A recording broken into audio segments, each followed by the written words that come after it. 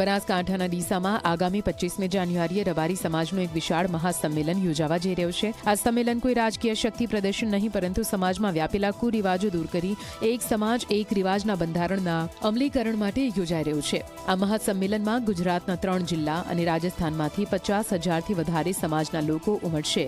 આ બંધારણ પાછળનો હેતુ દેખાદેખીમાં થતા ખોટા ખર્ચાઓ અટકાવવાનો છે। આ બંધારણ અમલમાં આવશે તો રબારી સમાજમાં વાર્ષિક અંદાજે 100 કરોડ રૂપિયાની બચત થશે, જે રકમનો ઉપયોગ બાળકોના શિક્ષણ પાછળ કરવામાં આવશે। સમાજ પાળી શકે છે, પણ જે થોડો સુખી માણસ વધારે ખર્ચો કરતો હતો, દુઃખી માણસ એની હરોળમાં નહોતો જઈ શકતો, એ અત્યારે આખો સમાજ એક સમાન પ્રસંગ થશે, એટલે સમાજમાં એકતા રહેશે, સમાજમાં પ્રેમની લાગણી વધશે। એના માટે બંધારણ છે, કોઈ કાયદાકીય રીતે આ નથી કે સમાજ બધો એક તાંતણે રહે એના માટે।